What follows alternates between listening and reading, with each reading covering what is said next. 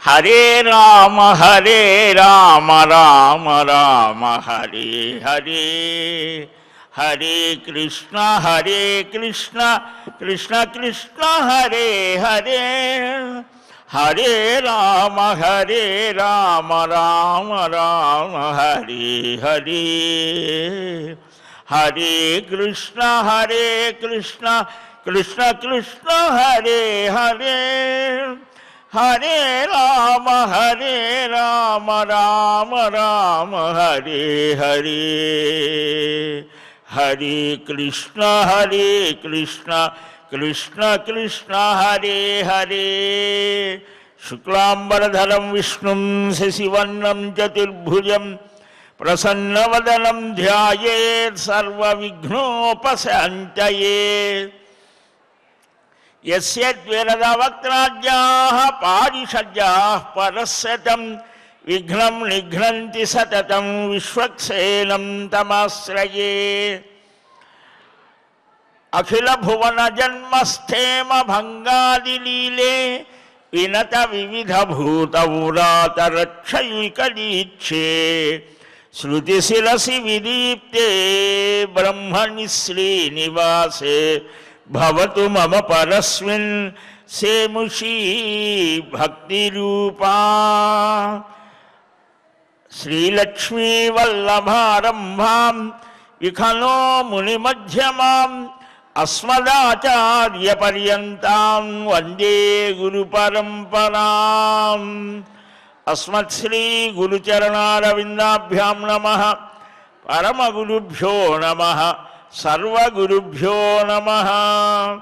అశోకం శోకనాశార్థం శాస్త్రం శాంతికరం శివం నిశమ్య లభ్యతే బుద్ధిర్లబ్ధాయాం సుఖమేధతే.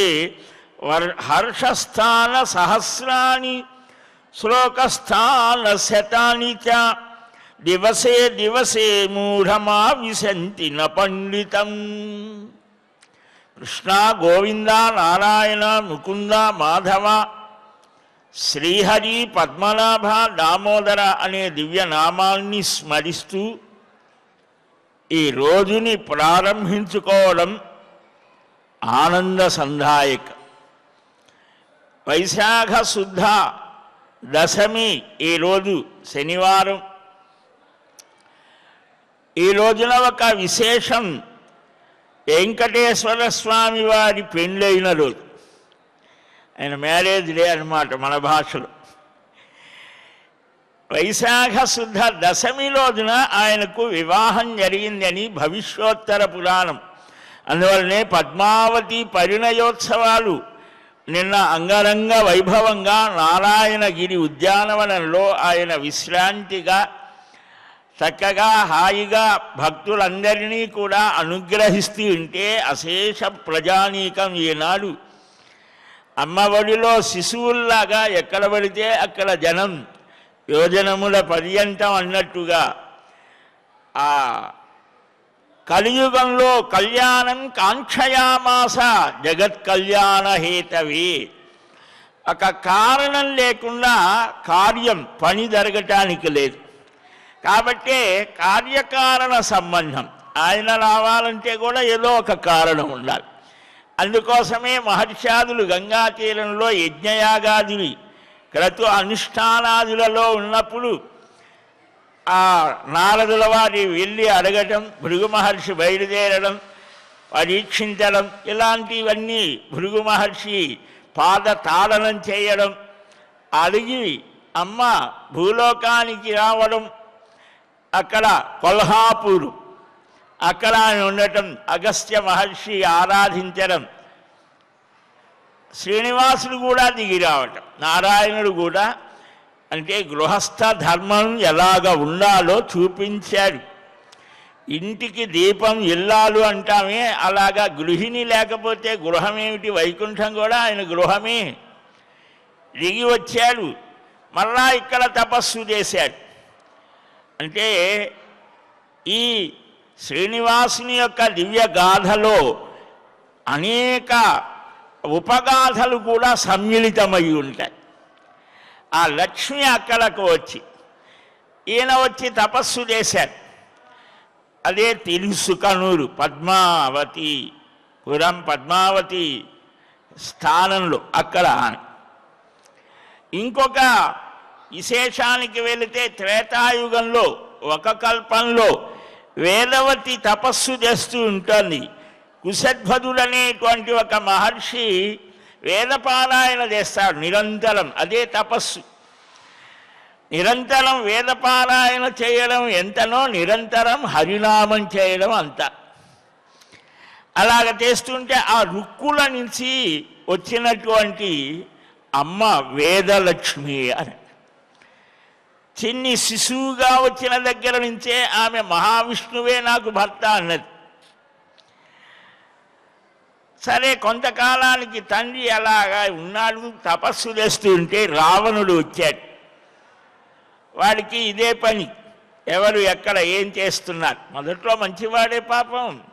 కొన్ని శక్తులు వచ్చేసరికి, అధికారం వచ్చేసరికి, ధనం అన్నీ వచ్చేసరికి ప్రతివాడు కొంచెం తబ్బిబ్బు పడిపోతాడు. జన్మాంతర సంస్కారం కూడా కొంత. నన్ను వివాహం చేసుకో, నువ్వేమిట్రా నాకు సాక్షాత్తుగా మహావిష్ణువే భర్త అని నేను భావిస్తుంటే అంటే జుట్టుబట్టాడు. పవిత్రమైనటువంటి స్థితిలో నేను ఉంటే నన్ను ఇలాగ చేశావు కాబట్టి నీ మరణానికి నేనే కారణం అవుతాను. ఆ లక్ష్మి ఎవరుంటారు ఆ దిట్టుని, అందువలన ఆమె అక్కడ యోగాగ్నిలో భస్మం అవుతోంది, పార్వతిలాగా సతీదేవిలాగా. ఆమె సీతగా వచ్చినది అని ఒక స్థితి. సీతమ్మ బదులు ఆమె ఆ అశోకవనంలో ఉన్నది. ఒక కల్పంలో అలాగ వస్తే ఆ అగ్ని ప్రవేశ సమయంలో ఆ అగ్ని భట్టారకుడు ఏమని కూడా తెచ్చాడట, ఇది కుదరదు, రామావతారంలో ఏకపత్ని వ్రతం, ఒకటే మాట, ఒకటే బాణం, ఒకటే అన్నీ ఒకటే. తర్వాత దాన్ని అడ్జస్ట్మెంట్ చేద్దాం ఉన్నా. కలియుగంలో ఆమెకు అవకాశం ఇస్తాను. ద్వాపర యుగంలో కూడా ఫిల్లప్ అయిపోయాయి. ఆ మహర్షులు చాలామంది ఉన్నారు, 16,000 మంది. వాళ్ళు వీరు ఇంకా కృష్ణావతారంలో బిజీ, ఆయన ఇంకేమీ దొరకదు. కలియుగంలో ఇస్తాను, అందుకు వచ్చాడట. ఇది ఒక కారణం. అసలైన కారణం ఏంటి? మనల్ని అనుగ్రహించాలి. ఆకాశ మహారాజ కుమార్తెగా పుట్టి స్వామి ఇక్కడకు ఏం చేసి కొండ మీదకు చేరాడు. ఇక్కడ నుంచి ఆయన విహరించడానికి వెళ్ళాడు. ఆ పద్మావతి కూడా అలాగ వస్తోంది. ఈనాటి తిరుపతి పట్టణానికి దాదాపు 60 కిలోమీటర్ల దూరంలో ఉన్న నారాయణ వరం అక్కడ విహరిస్తాడు ఆయన. వాయుదేవుడు గుర్రం అవుతాడు. భవిష్యోత్తర పురాణంలో ఆయన ఎలాగా అలంకారం చేసుకున్నది, ఎన్ని మూరల పంచగట్టింది, బొట్టు ఎలాగ పెట్టింది, అన్నీ వర్ణన చేశాడు. లక్ష్మీదేవి జీన అవుతోంది, దిగాడు, విహరిస్తాడు. ఒక ఏనుగుని తరుముతాడు, అక్కడికి వెళుతోంది. ఇలాగ జరుగుతాడు. నేను వివాహానికి యోగ్యుడను, నీవు కూడా అలాగ ఉన్నావు కదా, నన్ను వివాహం చేసుకో అంటాడు స్వామి. అంటే ఇది కాదు, మా నాన్నకు చెప్తానని బెదిరిస్తోంది. రాళ్ళు వేస్తారు చెలికత్తెలు ఆ గుర్రం మీద, అది పోతుంది. అందుకనే మనం పద్మావతి పరిణయంలో పూల ఇవి వేస్తూ ఉంటారు కదా, అదే దాని గుర్తు అన్నమాట. దీని వెనుక ఎంతో గాథ ఉన్నది అని. అంటే ఇవన్నీ దేనికి భరించాడు ఆయన? ఇచ్చిన మాట కోసం. అలాగా అయిపోయింది. సరే, తర్వాత ఆయన ఎరుకల సాని వేషంలో వెళ్ళాడు. చెప్పాడు ధరణీదేవి, ఆ యశోదమ్మ ధరణీదేవిగా వచ్చి సేవ చేస్తోంది, ఆమె ద్వారా సాధించాలి. ఆమెకు కృష్ణావతారంలో ఆమె అడిగింది, కృష్ణ నేను చాలా నీకు వివాహాలు జరిగినాయి, కానీ ఒక్క పెండ్లి కూడా చూడలేదు అని మనస్సు అమ్మ బాధ పడుతోంది. పెంచిన మమకారం. అమ్మ అలాగైతే వచ్చే యుగంలో నీ ద్వారానే నేను పెళ్లి చేసుకుంటాను. అందుకని అమ్మని పంపించాడు, సంఘటితం చేశాడు, తాను వెళ్ళాడు. అంటే ఒక వివాహం అవ్వటానికి కలియుగంలో ఎంతటి స్థితో ఇప్పుడు మనం చూస్తున్నాం. కనుక అక్కడ సుఖయోగి బృహస్పతి చాలా విచిత్రంగా ఉంటుంది శ్రీవారి కళ్యాణం. స్మరిస్తేనే చాలు సిద్ధమైంది అన్నీ కూడా. సుఖయోగి వచ్చాడు, వివాహ పత్రిక వ్రాశారు, లేఖ వ్రాశారు. ఉత్తరాలు రాయడం మనం మర్చిపోయాం. కొన్ని చెప్పలేని భావాలు కొంతమందికి ఉత్తరాలలో వ్రాసేవారు. ఇప్పుడు అది లేదు. 4 మాటల్లో ఫోన్లో అది ఏమైనా కానీ అవతల వాడు ఏమనుకుంటున్నారనేది కూడా లేదు.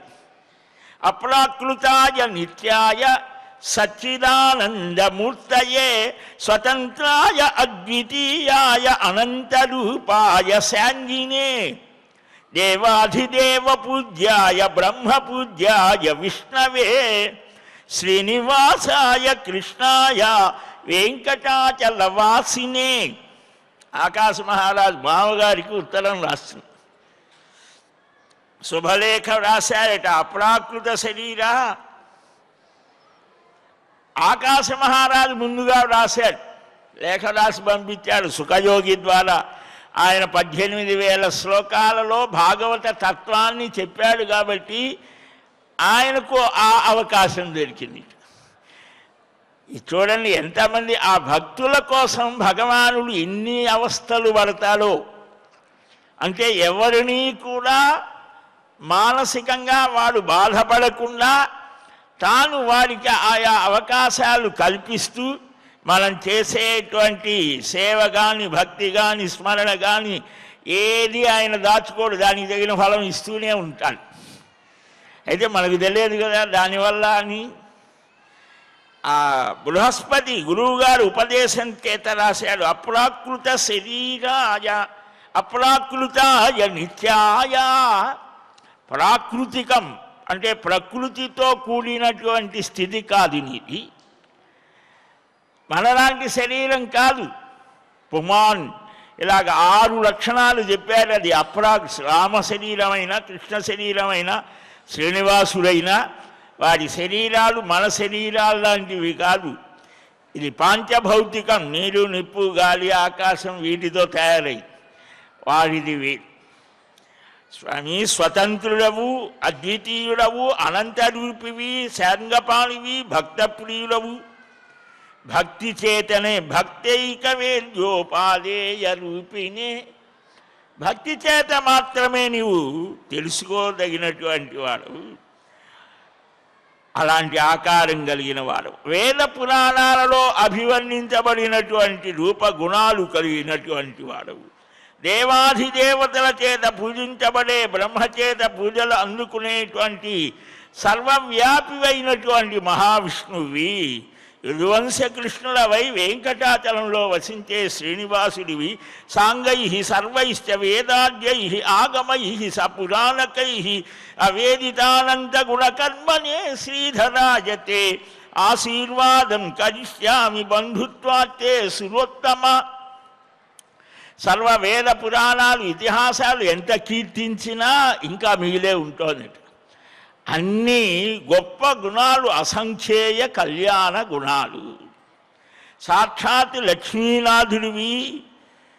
అలాంటి నీ పాద పద్మాలను వీక్షించాలి అని ఆకాశ మహారాజు అనే పేరుతో ఉన్నటువంటి నేను బ్రహ్మాది దేవతల కంటే ఉత్తముడు అయిన నీకు బంధుత్వాన్ని పురస్కరించుకొని కాబోయే మామగారుగా నిన్ను ఆశీర్వదిస్తున్నా. ఒక్కొక్క స్థానంలో ఉన్నప్పుడు తప్పదు కదా.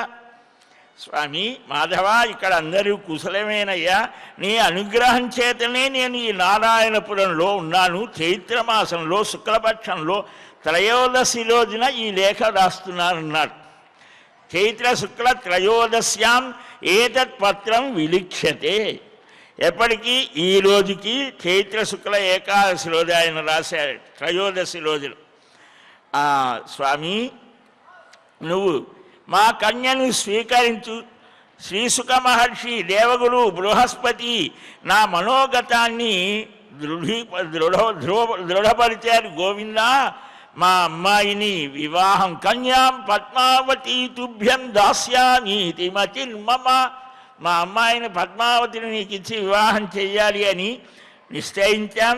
ఎప్పుడయ్యా ఇది అంటే వైశాఖ శుక్ల దశమి భృగువారే శుభే దినే, వైశాఖ మాసం శుక్లపక్షమి దశమి శుక్రవారం అంటే ఒకరోజు ముందు నిన్న అయిపోయింది, నిన్న అందుకనే నిన్ననే మొదలు. ఈ శుభమైనటువంటి రోజున బంధు బలగాలతో కూడిన నన్ను ఉద్ధరించి ఆనందంగా పాణిగ్రహణం చేయవయ్యా. చేతిలో చెయ్యి వేసి పాణిగ్రహణం ఎవరికి ఇవ్వాలి? భార్యకి ఇవ్వాలి చెయ్యి, భర్త భార్యకు, భార్య భర్తకు చేతిలో చెయ్యి వేసి ప్రమాణం చెయ్యాలి. పాణిగ్రహణం షేక్ హ్యాండ్ అంటామే, భార్యకు భర్త, భర్తకు భార్య ఇవ్వాలి. ఎవరికి పడితే వాడికి ఇస్తే ఏమవుతుందో తెలియదు. అందుకనే రెండు చేతులు జోడించి నమస్కారం చేయడం మన ఉత్తమం. సర్వ మానవులకు కూడా మన సనాతన ధర్మం ఇచ్చే కానుక అది. కనుక పాణిగ్రహణం చేయాలన్న చిరకాల వంచయ్య అని ఈ పత్రిక ఇచ్చి సుఖమహర్షిని పంపించాడట.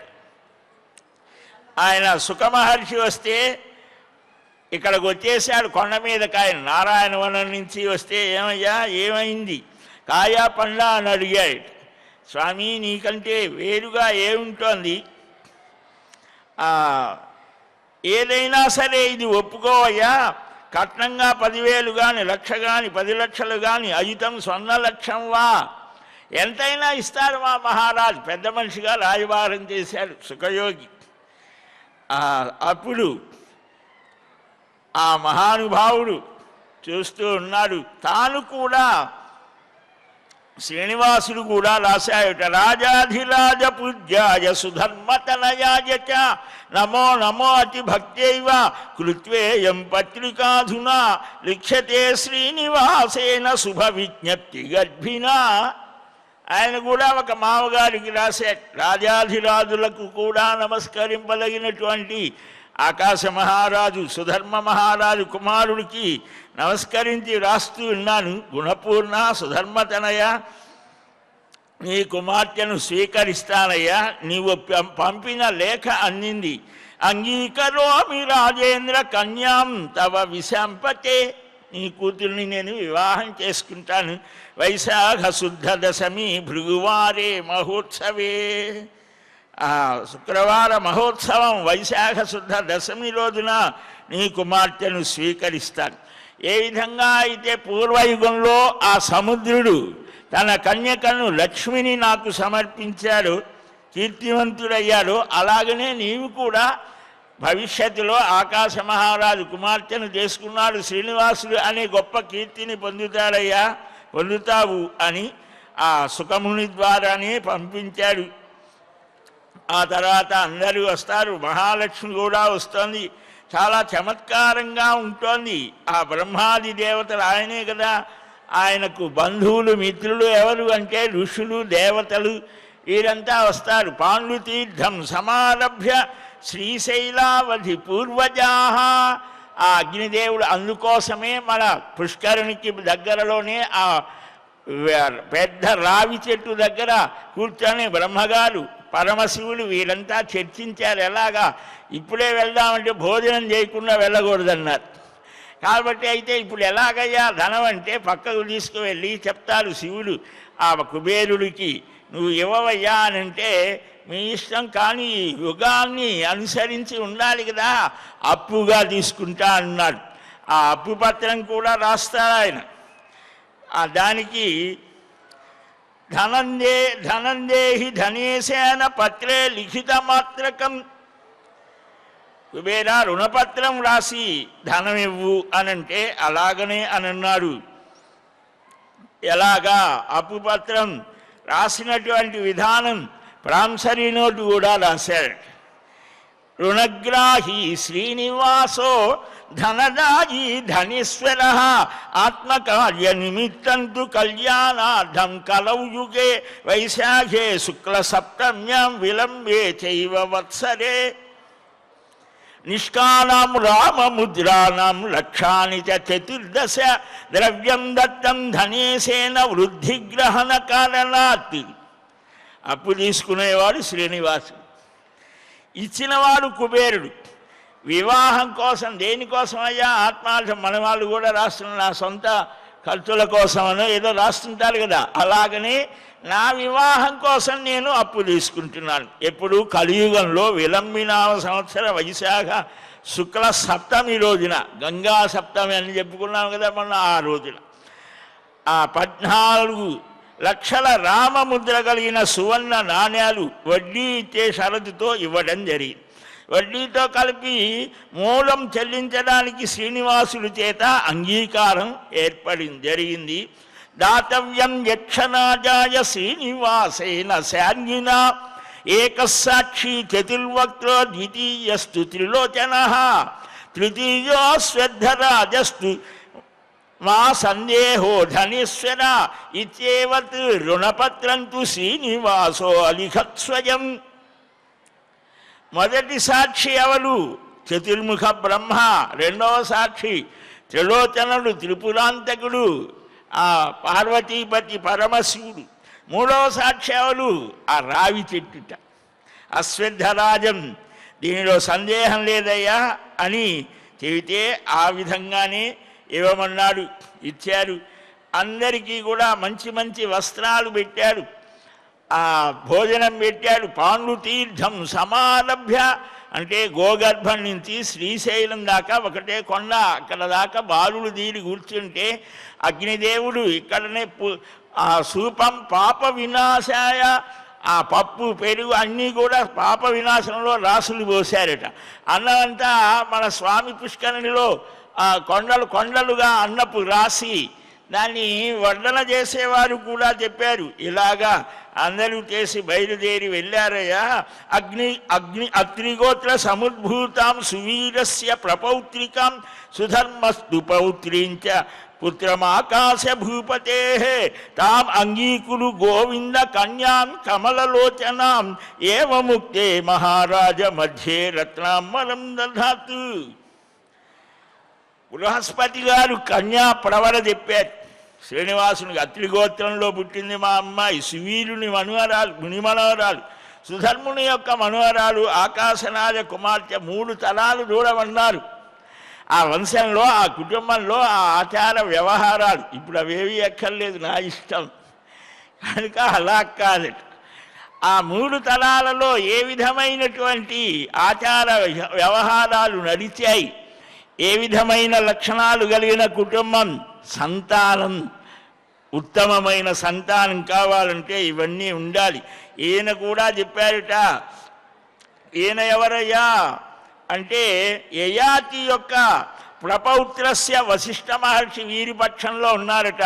యయాతి ప్రపౌత్రస్య యయాతేస్తు పౌత్రస్య అమిత తేజస శూరసేనస్య రాజేంద్ర వసుదేవస్య భూపతే. కృష్ణావతారం దగ్గరది కాబట్టి అదే చెప్పాడు. ఈయన ఎవరు అనంటే యయాతి ముని మనవడు, సూరసేనుని మనవడు, వసుదేవుని కుమారుడు, వశిష్ఠ గోత్రంలో పుట్టాడు. శ్రీనివాసం పరాత్పరం.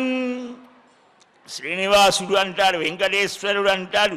అత్రిగోత్రంలో పుట్టిన కనకభూషిత అయిన ఈ కన్యను మా అబ్బాయి గ్రహించాడని కన్యాప్రవర, వరుణి ప్రవర ఉభయులు చెప్పి కన్యాదానం చేయడం కోసం ఆయన మంత్రపూతం స్వామి తీర్థధానం స కనకంకరే దక్షిణే శ్రీనివాసస్య దదౌ పద్మావతీం తతః.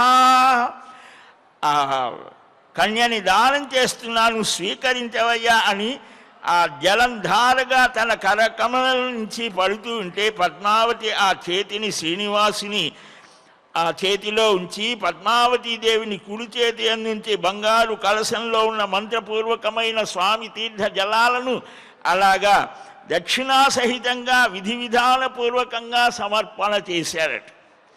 వాద్యాలు మ్రోగాయి. ఇలాగా కుడి ప్రక్క కూర్చోబెట్టాడు శ్రీనివాస స్వామికి పద్మావతి అమ్మను. అందరూ కూడా సువాసినులంతా ఆశీర్వదించారు. సావిత్రీ భవ కళ్యాణి బహుపుత్రవతీ భవ సర్వలోకస్య జననీ భవ మంగళదాయిని ఇత్థం సుమంగళీ స్త్రీషు గాయంతీషు సుభాషిషః బ్రాహ్మణానం కరస్పర్శాత్ రాజ్ఞశ్చాపి మహాత్మనః. సావిత్రిలాగా బహుసంతానవతివై సర్వలోకాలకు తల్లి కావాలి అమ్మ, సుమంగళదాయిని అవుగాక అని అన్నారు. ఇలాగా అద్భుతమైనటువంటి శ్రీనివాస కళ్యాణం జరిగిన రోజున మనం ఆ క్షేత్ర స్థానంలో ఉన్నాం. ఒక్కసారి స్మరించుకుంటేనే చాలు సకల శుభాలు కలుగుతాయి. అందువల్లనే సుఖయోగికి ఇంతటి స్థానం ఎలాగా, ఇంత తపస్సు చేశాడు, వేదాధ్యయనం చేశాడు. మనం మళ్ళా నారద పురాణంలోకి వస్తే నారద మహర్షి అడిగితే చెప్తాడు సనందన మహర్షి. సనత్కుమారుల వారు వస్తే ఆ సనత్కుమారుల వారి దగ్గర మోక్ష ధర్మాలన్నీ తెలుసుకున్నాడట. నిన్న మనం చెప్పుకున్నాం కదా, ఈ శోకం నశించి శోక శాంతి కలగాలి అనంటే, బుద్ధి వికాసం కలగాలంటే ఈ మోక్ష ధర్మాల్ని అధ్యయనం చెయ్యాలి అని అన్నాడు. మైత్రీభావంతో ఉండాలి సర్వప్రాణులయందు అని నిన్న మనం చెప్పుకున్నాం.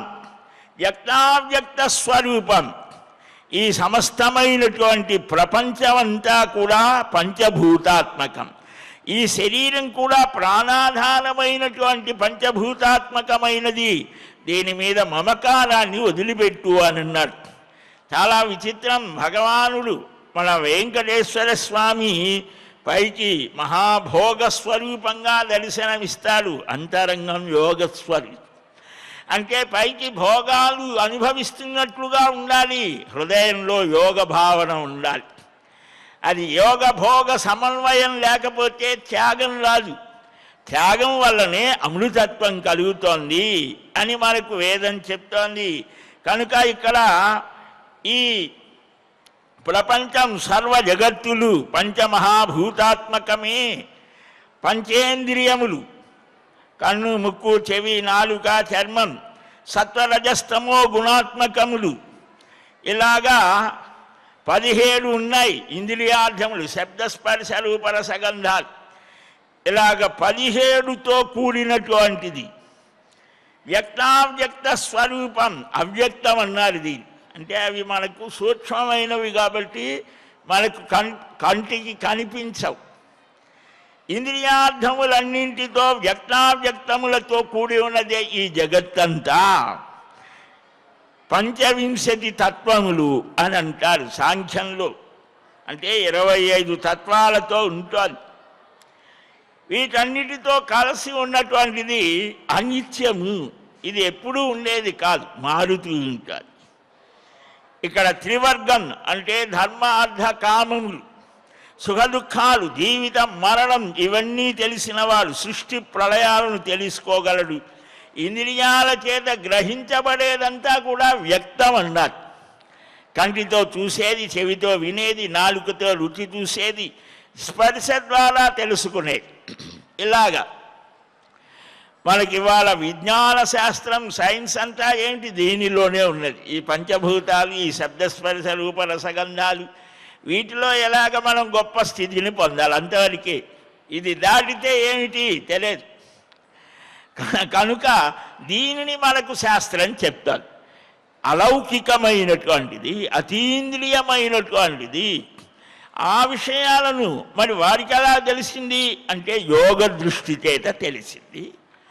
ఆ ఆ స్థితి వల్ల అతీంద్రియమైన విషయాలను తాము తెలుసుకొని అక్షర రూపంలో అందించారు ఆ శబ్దశాస్త్రం వేదం రూపంలో. కనుక ఈ సమస్తమైనటువంటి ఈ ప్రపంచమంతా కూడా ఇంద్రియాల చేత గ్రహించబడేది వ్యక్తం అన్నారు. ఇంద్రియాతీతం, చిహ్నాల చేత గ్రహించబడేది అవ్యక్తము. శ్రీమద్ రామాయణంలో బాలకాండలో సీతారామ కళ్యాణ శుభవేళలో అవ్యక్త ప్రభవో బ్రహ్మ వశిష్ఠ మహర్షి రాముని యొక్క వంశక్రమాన్ని చెప్తారు. మనకు చాలా చక్కగా చెప్పారు, అన్నీ స్పష్టంగా చెప్పారు. మీ రాముడు ఎవరు అని అంటే మీ వంశీకుడా అంటే మా వంశీకుడే. వశిష్ఠ మహర్షి స్పష్టంగా ఎన్ని తలాలు గడిచాయో చెప్పాడు. జనక మహారాజు స్వయంగా తానే చెప్తాడు, అక్కడ అవ్యక్తము అని అన్నారు ఒక మాట. ఆ అవ్యక్తం అనే దానికి శాస్త్రంలో ఎన్ని చెప్పారో అక్కడ నుంచి వచ్చినటువంటి బ్రహ్మ, ఆ బ్రహ్మగారికి ఆ మరీచి, అత్రి, ఈ వీరంతా కూడా మహర్షాలు.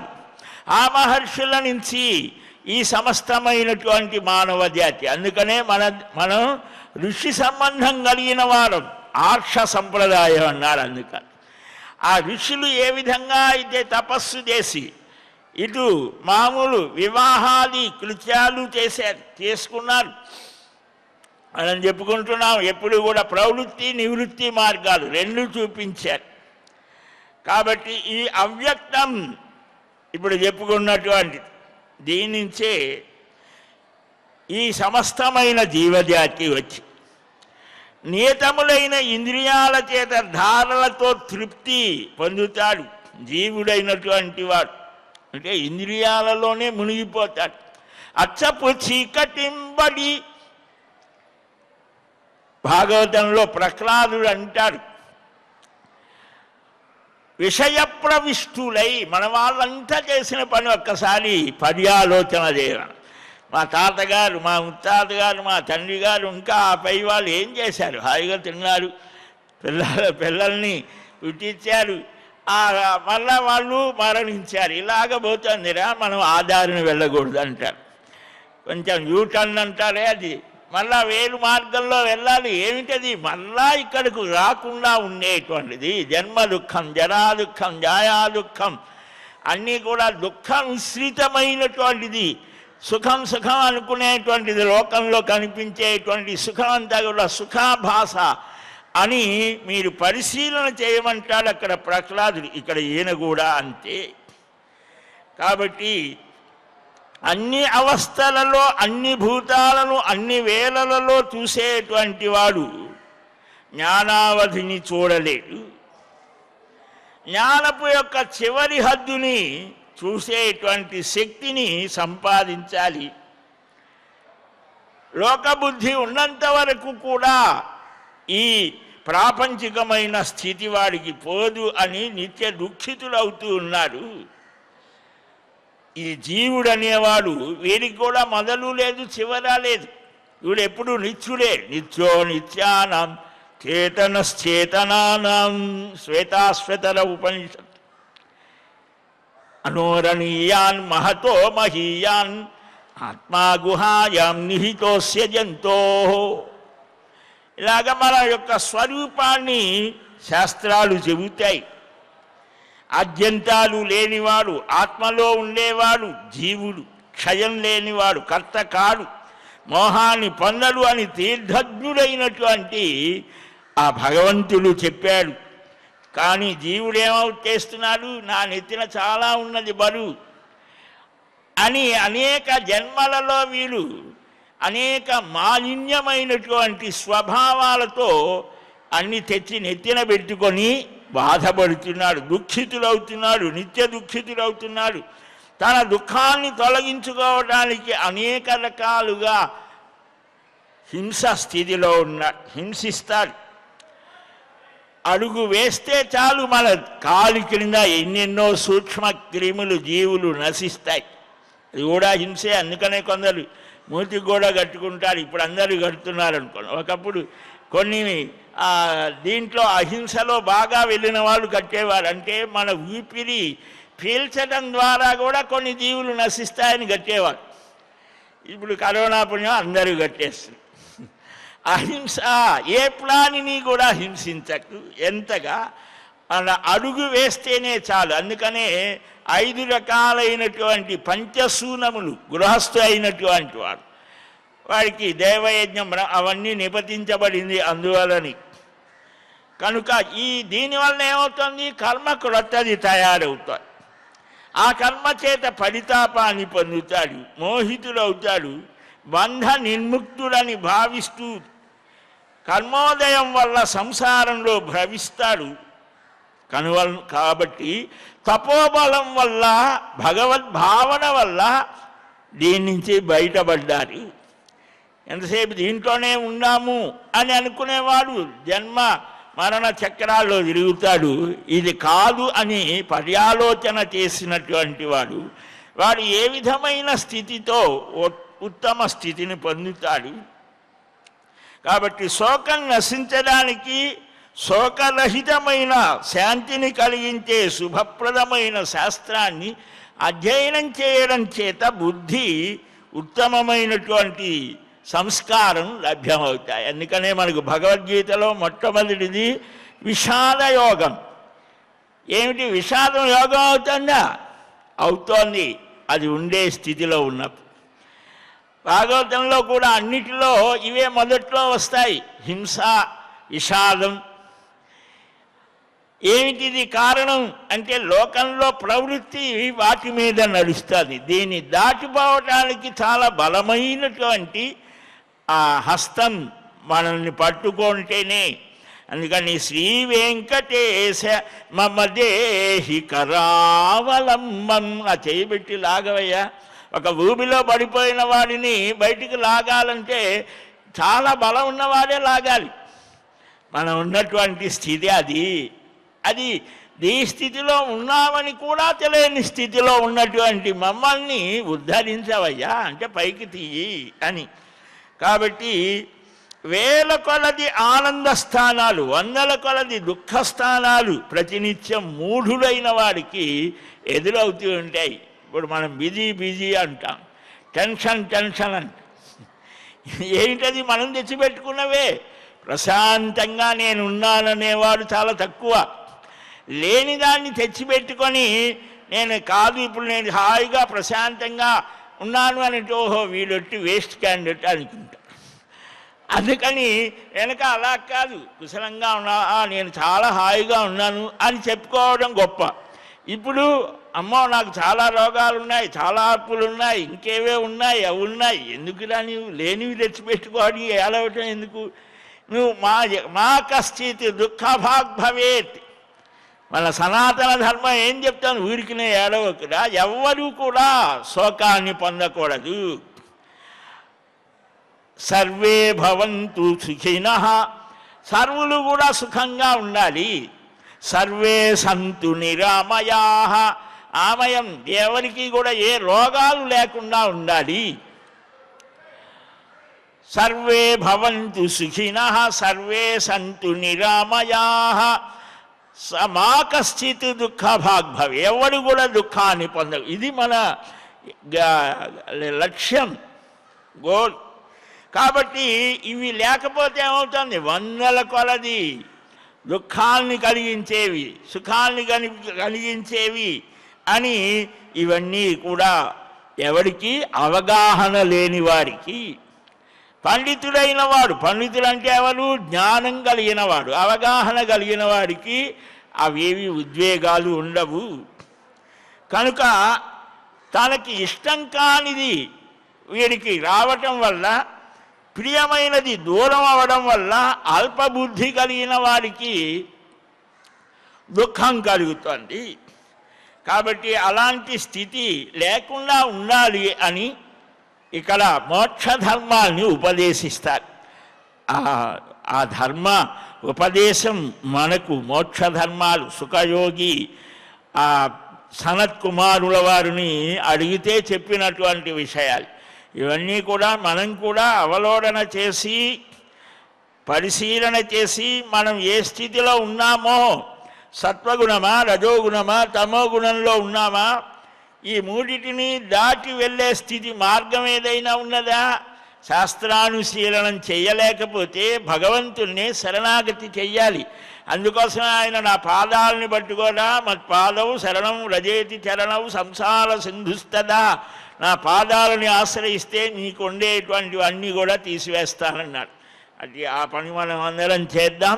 శ్రీకృష్ణ గోవింద హరే మురారే, హే నాథ నారాయణ వాసుదేవా, గోవింద జయ జయ గోపాల జయ జయ, రాధారమణ హరి గోవింద జయ జయ, హరే రామ రామ రామ హరే హరే, హరే కృష్ణ కృష్ణ కృష్ణ హరే హరే.